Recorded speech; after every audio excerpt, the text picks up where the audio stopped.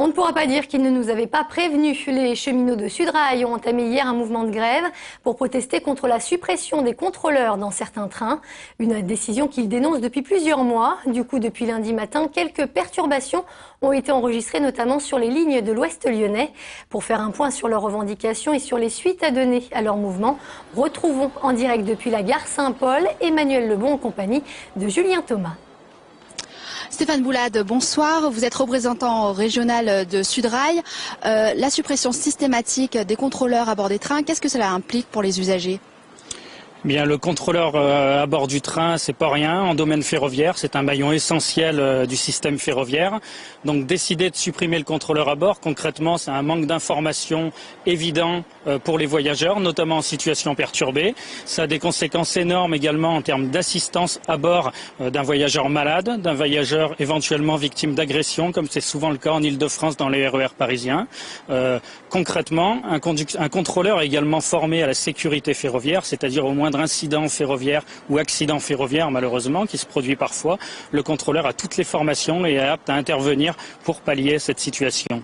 Qu'est-ce que cela implique pour vous, les cheminots, dans vos conditions de travail ?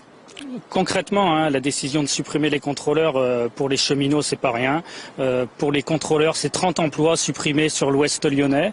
Et pour les conducteurs, je vais vous citer un exemple clair et précis. En Île-de-France, il y a quelque temps, un voyageur a été coincé dans les portes sur des circulations sans contrôleur, a été traîné sur plusieurs mètres.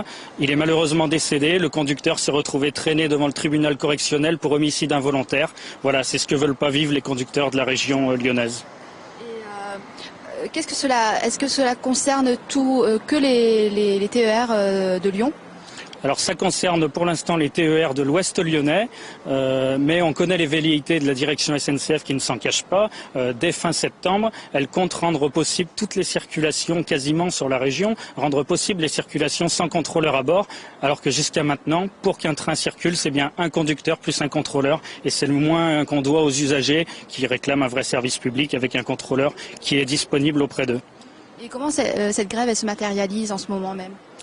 Alors concrètement, c'est pas un mouvement de grève, c'est les conducteurs qui font usage de leur droit de retrait parce qu'ils ne s'estiment pas formés et dans la capacité d'assurer seuls à la fois la conduite du train et également la prise en charge des voyageurs à l'arrière du train. Ils sont là pour conduire le train et c'est déjà beaucoup et pas pour aller gérer les conflits de personnes à l'arrière dans le train ou gérer une situation d'un voyageur malade, un signal d'alarme déclenché ou plein de choses qui peuvent se produire.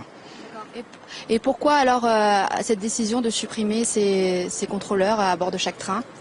C'est clairement économique, c'est un choix de la direction SNCF. Je vous dis, ça concerne quand même 30 emplois supprimés.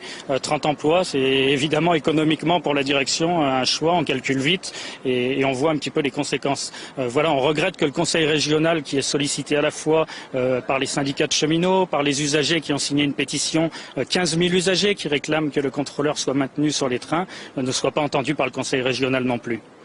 D'accord. On rappelle que merci beaucoup Stéphane Boulade. Ce mouvement est soutenu aussi par les usagers puisqu'une délégation doit être reçue par le conseil régional dès jeudi. Merci beaucoup Emmanuel.